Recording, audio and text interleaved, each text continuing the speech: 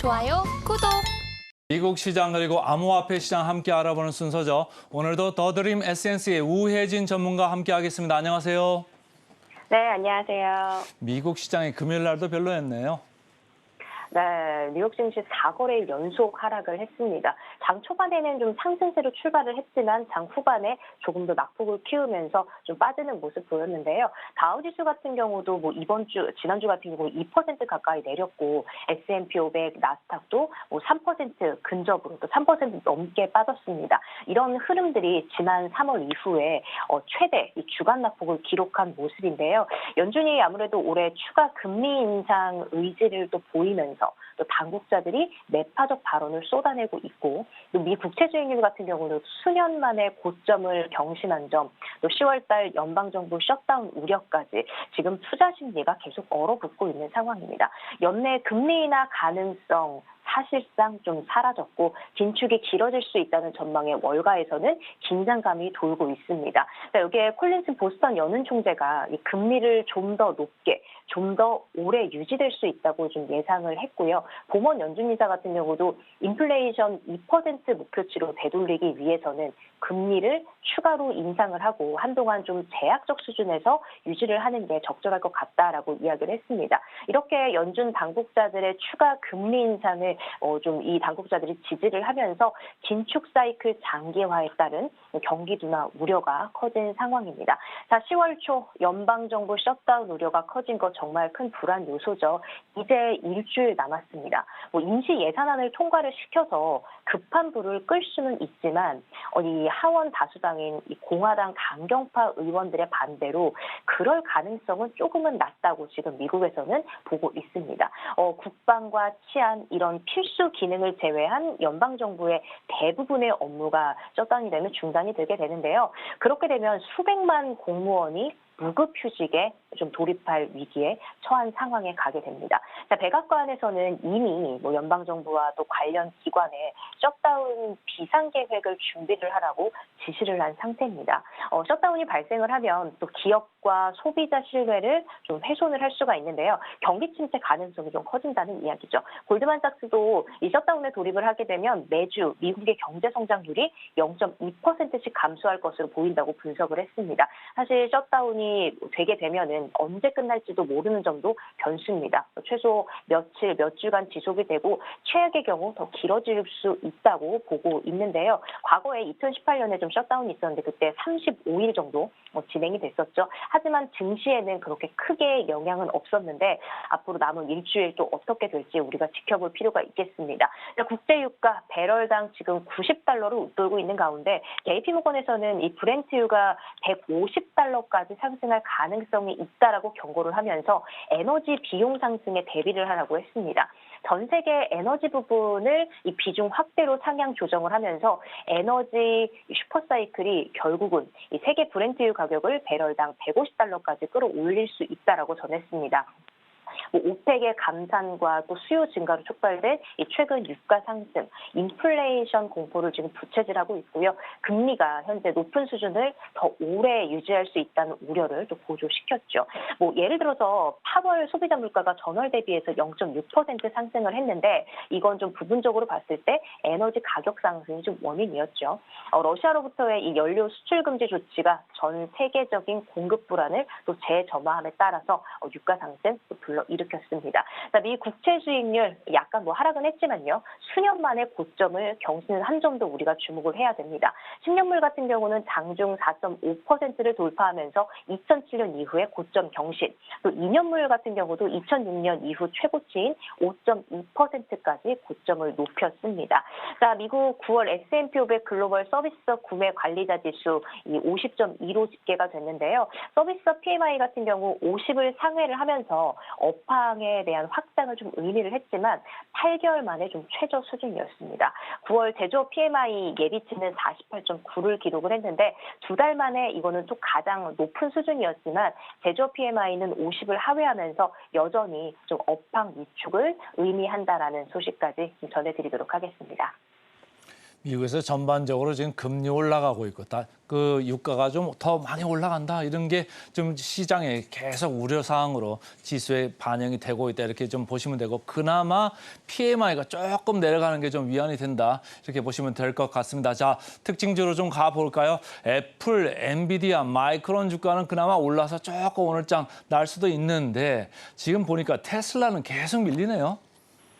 네, 테슬라 지금 5거래일 동안 10% 정도 하락을 한 모습입니다. 테슬라 지금 4.2% 넘게 빠지면서 마감을 했는데 좀 중국의 이 전기차 판매가 둔화했다라는 분석이 좀 가장 큽니다. 6월에서 8월 중국에서 매주 약 13,000대 정도의 전기차를 판매를 했었는데 9월에는 그 규모가 9,000대 정도로 줄어들었습니다. 이 월가에서는 3분기 중국에서 테슬라 판매량이 총 46만 3,000대를 기록할 걸로 전망을 했는데 테슬라가 이 시장 예상치를 달성하기 어려울 거다라는 우려도 제기한 상황입니다. 테슬라 같은 경우에 3분기에 공장 업그레이드를 위해서 지금 가동을 잠시 중단을 시켰고요. 그래서 중단을 했었고 또 그래서 3분기 생산량이 약간 좀 줄어든 영향도 있습니다. 최근에 이 중국 시장에서 주행 거리와 또 디자인을 개선한 모델 3 세단의 업그레이드 버전을 출시한 여파로 이번 달 판매량이 좀 감소한 걸로 보이는데요.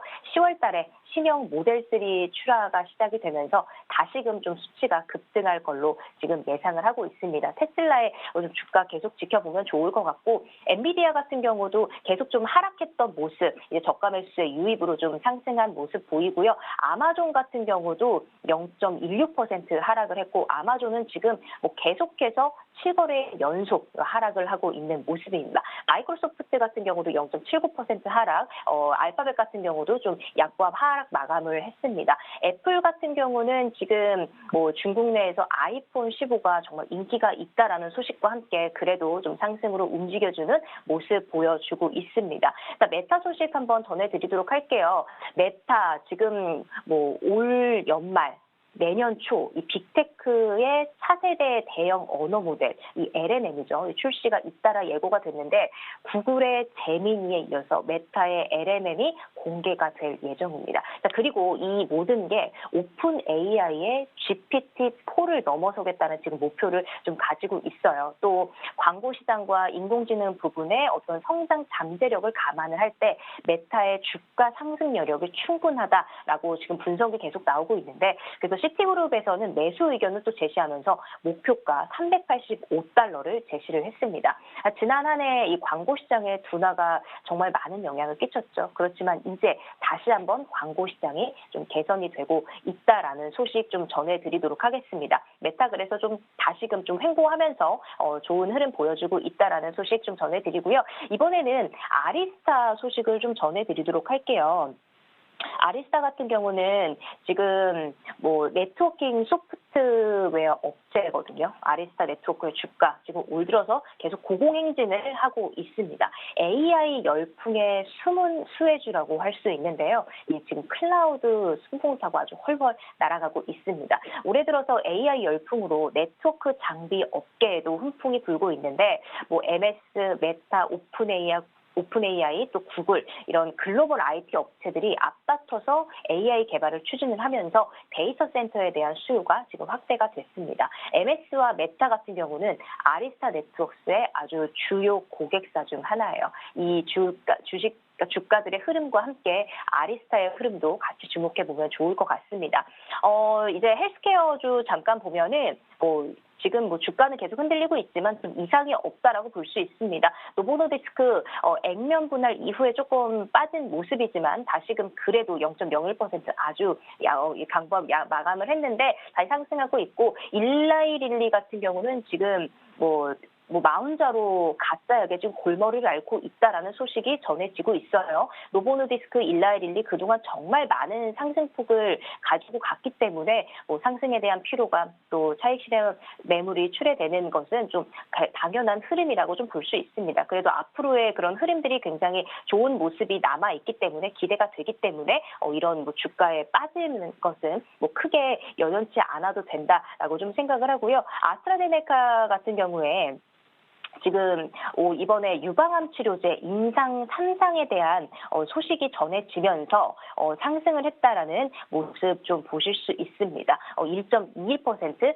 상승을 하면서 좀 긍정적인 결과 발표로 인해 상승했다라는 소식 좀 전해드리고요. 지금 전미 자동차 노조가 파업이 한창이죠. 파업이 한창인데 이 중에 포드 같은 경우는 협상에서 일부 좀 진전을 이뤘다라는 소식이 전해지면서 주가가 1.89% 상승을 하면서 마감을 했습니다. 지금 유가 상승에 따라서 에너지주 계속해서 좀 올라가고 있죠. 엑슨모빌 그리고 또 쉐브론까지 지금 상승 이어지는 중이다라고 특징주 여기까지 좀 전해드리도록 하겠습니다. 자, 유가 관련 주까지 좀 살펴봤고요. 자, 비트코인으로 좀 가볼까요? 최근에 좀 횡보세죠? 네, 비트코인 지금 제가 방송을 하면서 횡보라는 말 이외에는 거의 전해드린 이슈가 없을 정도로 지금 뜨뜻미지근한 흐름이 계속해서 몇 달째 지속이 되고 있습니다. 자, 그런데 이번에 고금리 단기화 기조에 따라서 비트코인까지 같이 타격을 받았죠. 계속해서 횡보세인데 비트코인 지금 약세 전망까지 나오고 있는 상황입니다. 비트코인 같은 경우는 올해 좀 반등을 했지만 상승폭이 좀 과했죠. 그래서 투자자들이 이 시세 하락에 대한 그 위험을 감수해야 된다라는 그런 시장의 반응들이 계속해서 나오고 있고 비트코인도 투자에 대한 심리가 조금은 좀 얼어붙은 모습 좀 보실 수 있을 겁니다. 비트코인 거래량 같은 경우도 지금 크게 줄어든 모습이 보이고 있어요. 그래서 가격의 변동성 퍼질 수 있는 모습이 나오고 있고요.